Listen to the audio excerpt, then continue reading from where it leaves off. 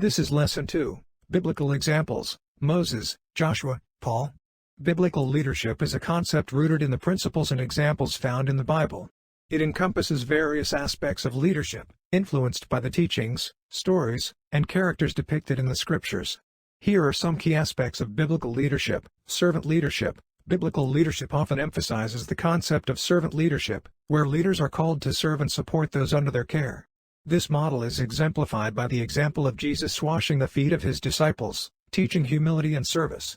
Integrity and character. The Bible places a strong emphasis on the character of leaders, highlighting the importance of integrity, honesty, and righteousness.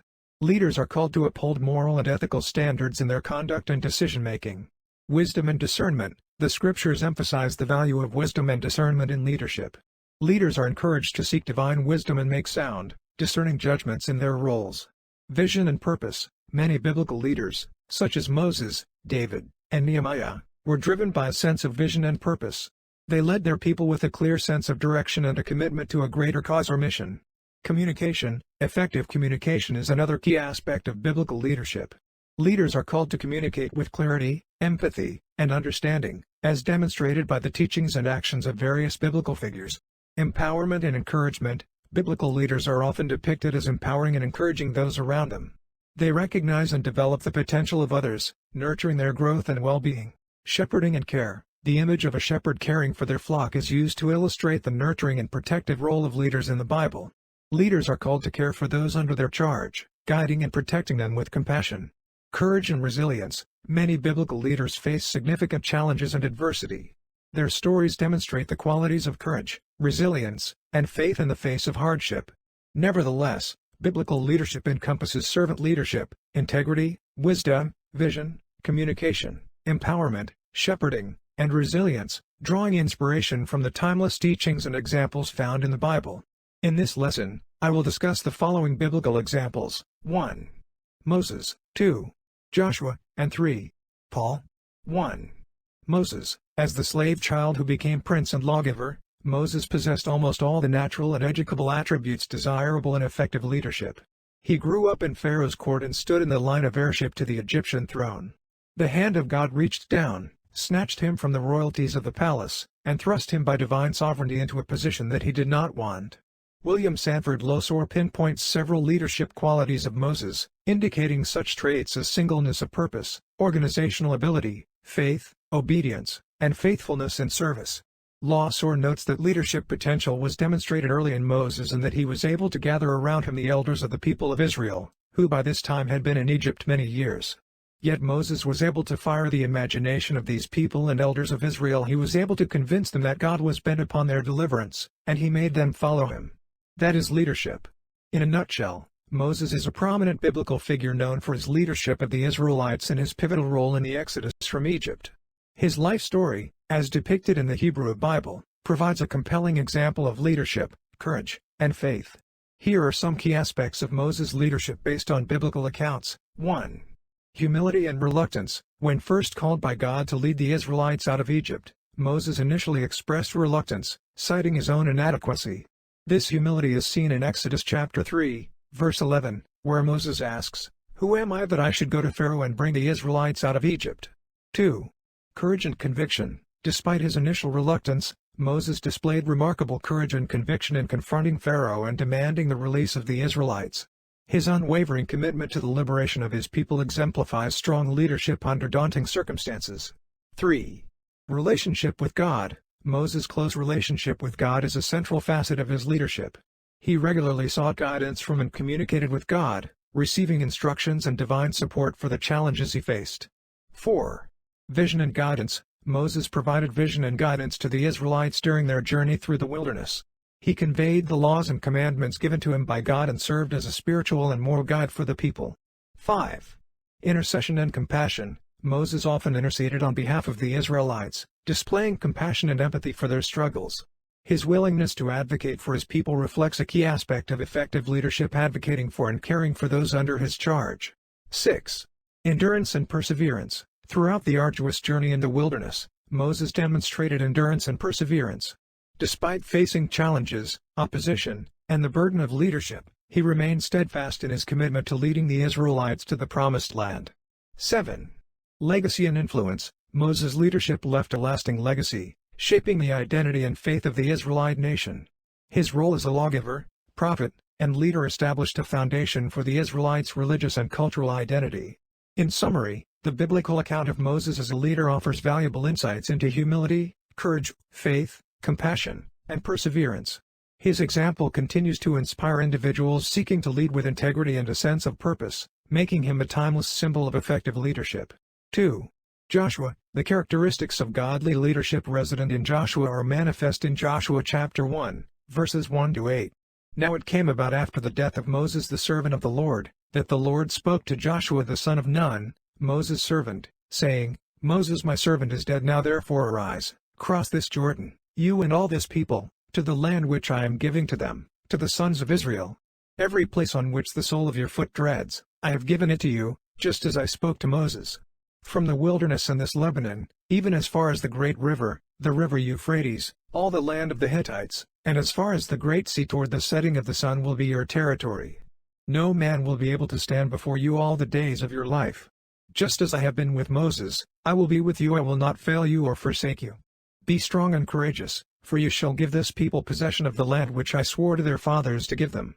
Only be strong and very courageous. Be careful to do according to all the law which Moses my servant commanded you. Do not turn from it to the right or to the left, so that you may have success wherever you go.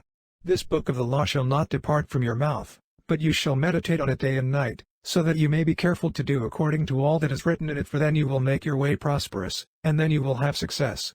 A number of elements in the above verses deserve delineation. First of all, Joshua was called to the task that he faced. He did not seek to advance himself in the ranks of Israel.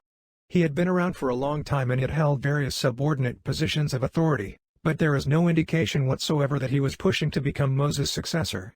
As in all authentic cases of Christian leadership, God selected a person to fulfill ministry necessary to advance his cause at that time. Joshua also paid the price of preparation.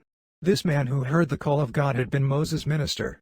Although we do not know what it meant to be Moses' minister in those days, undoubtedly such a role included subordination and followership. All those years of toil and service had prepared Joshua for the task of leadership that now lay before him. God prepared Moses alone in a remote area of the desert. He chose to prepare Joshua through constant apprenticeship so that his leadership with the people of Israel would be an extension of Jehovah's work through Moses. Absolute dependence upon the Lord is clear in these verses. From the beginning God allowed Joshua to harbor no thoughts of self-sufficiency. Frequently throughout these verses we see the sovereign manipulation of the situation in such phrases as I am about to give to them. I will give you. I will be with you. I will never leave you. Team leadership requires that we always recognize our place of subordination within the spiritual line-staff relationships of the kingdom. Joshua's leadership also demonstrates a definite emphasis on courage, verses 6, 7, and 9. Why does God give this triple command to his newly appointed captain? Because godly leadership then, as now, requires a continual courageous relationship based on God's faithfulness. One final note of emphasis is Joshua's relationship to the Word. The special revelation as it had progressed to his time. Verse 8 clearly indicates that Joshua should operate within the framework of the Mosaic Law. His leadership, in other words, was governed by the authority of revelation. Joshua's orders came not from his own ability and creativity but from a higher source, the world plan of the living God. In a nutshell, Joshua, a central figure in the Hebrew Bible, is recognized for his leadership of the Israelites following the death of Moses and the conquest of the Promised Land. His exemplary leadership qualities and steadfast faith have made him a significant biblical figure. Here are some key aspects of Joshua's leadership based on biblical accounts. 1. Courage and obedience. Joshua displayed remarkable courage and obedience in his acceptance of the leadership mantle after the death of Moses. In Joshua chapter 1, verse 9, God encourages him, saying, "Have I not commanded you? Be strong and courageous. Do not be afraid, do not be discouraged, for the Lord your God will be with you wherever you go." 2. Strategic leadership. Joshua exhibited strategic leadership qualities during the conquest of Canaan. He led the Israelites in battles and military campaigns, demonstrating astute planning and decision-making in the face of formidable opposition. 3. Faith and trust in God. Joshua's unwavering faith and trust in God were central to his leadership. His reliance on divine guidance and his commitment to following God's instructions played a pivotal role in the Israelites' success in claiming the Promised Land. 4. Vision and determination. Joshua possessed a clear vision for the Israelites' future, and he remained resolute in his pursuit of fulfilling God's promises to the nation. His determination and steadfastness inspired confidence and unity among the people. 5. Humility and servant leadership. Despite his prominent leadership role, Joshua maintained humility and a servant's heart. He faithfully served the Israelites and upheld the spiritual and moral principles outlined by Moses. 6. Covenant and spiritual leadership. Joshua emphasized the importance of honoring the covenant with God and preserving the spiritual heritage of the Israelites. He played a crucial role in renewing the covenant and ensuring the people's commitment to following God's law. 7. Legacy and influence. Joshua's leadership left a lasting legacy, as he guided the Israelites into the Promised Land and established a foundation for their settlement and future prosperity. His leadership contributed to the consolidation of the Israelite nation. In summary, the biblical account of Joshua as a leader offers valuable insights into courage, faith, strategic planning, humility, and spiritual leadership. His example continues to inspire individuals seeking to lead with conviction and a strong sense of purpose, making him a timeless symbol of effective and principled leadership. 3.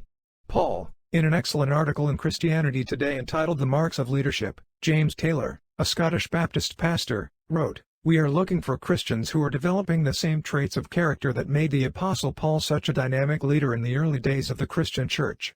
He was God's man for the church to lead her forward in outreach and understanding. What can he tell us, centuries later, of the essential characteristics of leadership?" Taylor delineates several specific characteristics that should be found in Christian leaders today. He speaks first of tenacity of mind, referring to specific objectives and aims that governed the apostle's life. The faithful Christian leader moves toward these goals with resolution of mind and will. Such tenacity includes conception of purpose and concentration of achievement. Paul's course did not deviate from one side to the other. When he testified that Christ controlled all his life, he recognized the practical implications in all that he did. Neither personal limitations, physical weakness, nor the adversities of life deterred Paul from continually pursuing his goal of being like his master. Taylor also finds conviction of belief an important mark of apostolic leadership. Paul knew that his message was an offense to many and that its proclamation threatened his very life. Yet he would not compromise, nor would he shirk the responsibility. The apostle was characterized by breadth and largeness of vision. Today Paul would be called creative and visionary when he talked about communicating the gospel to the world.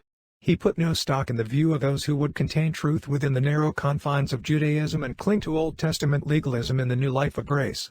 His vision spanned the Mediterranean to take in Asia Minor, Rome, and even Spain. No matter that he was a small man with no financial backing, he represented the sovereign God of the universe.